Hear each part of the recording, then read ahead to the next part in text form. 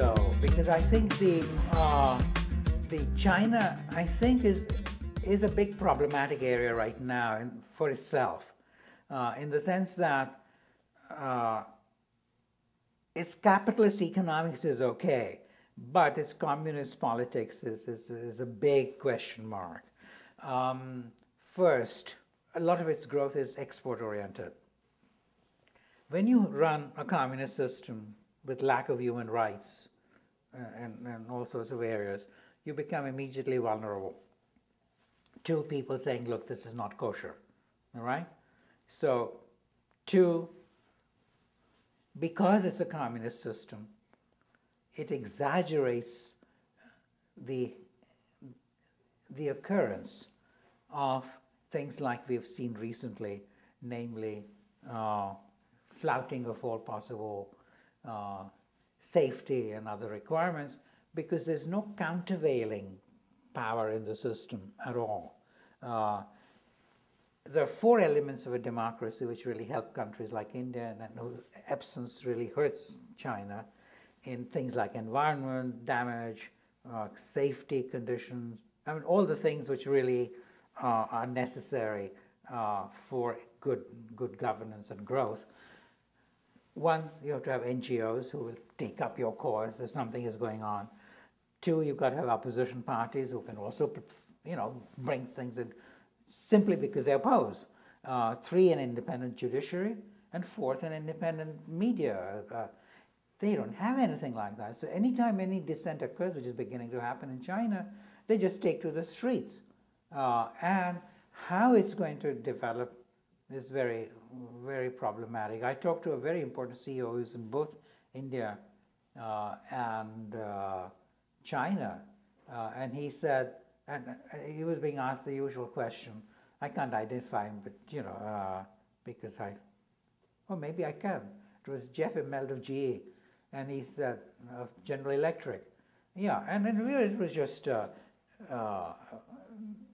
I've heard this from so many CEOs that for the next 10 years, yeah, China is a great opportunity. After that, India. So the reason being exactly that you've got rule of law, you've got all these different elements of a democracy. Maybe it goes slower in terms of change and so on. It'll have its ups and downs, but nothing quite so dramatic. This huge question mark over what China is going to do.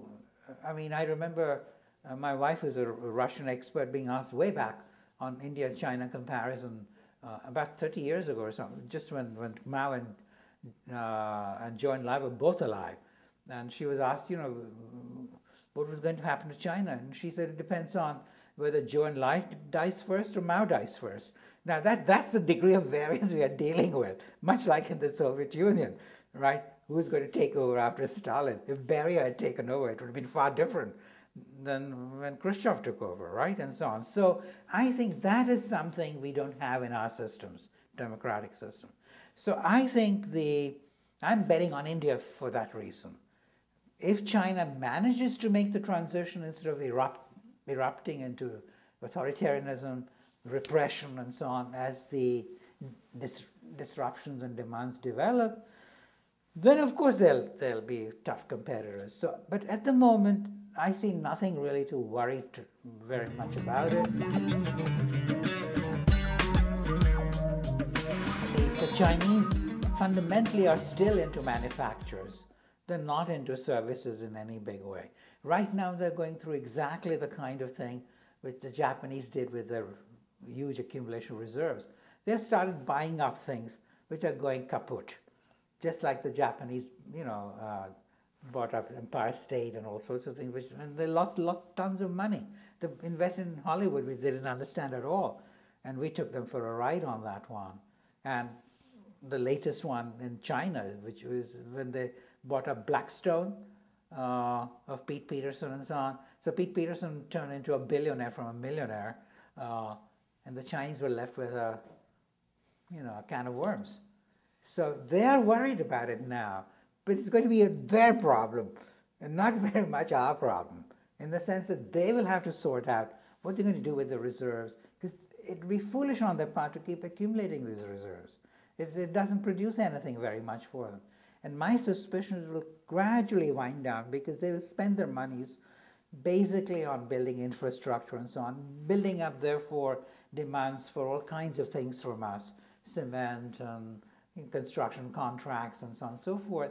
They will, the very fact that they've accumulated so much biofuel reserves itself is a guarantee that they can't do anything with it except bring it down in ways which will build, which their system requires by way of infrastructure and so on.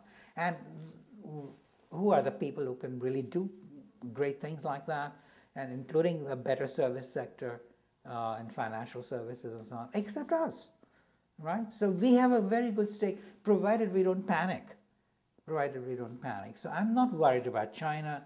And one other thing, you see, supposing Tom Friedman, etc., always said that the Chinese will take over even they'll start producing the sort of things which you and I will produce, because they'll have more people like you and me, because they'll produce more skills. But this is and therefore they'll drive down the prices of what we are producing right now, right? Because we are exporting all sorts of stuff which they will start producing and therefore push down our prices and thereby hurt our, economy. Well, they forget that as countries grow more similar in endowments, meaning they have more engineers, they have more computer scientists, they have more doctors, they have more, all sorts of people, like us. In that sense, they're getting more like us, right? We economists call it endowments. So does that mean that this is going to happen, our welfare is going to go down? I would say no, because economics now has a new theory in international trade. We talk of trade in similar products, and you just walk down, at least for those people who are going to watch this in the United States or in New York, you walk down Madison Avenue, and you see all these men's fashions. You see Giorgio Armani, you see Calvin Klein, right? Our own indigenous guy. You see Pierre Cardin, French. You see Kenzo, he's moved now to Chelsea, but you used to see him, Japanese settled in Paris. You see all kinds of people as you go down. They're all cheek by jowl. They're all in the same industry. They're producing the same basic products, like suits and jackets and so on. But they compete. So they're specialized in similar products, each with little niche market.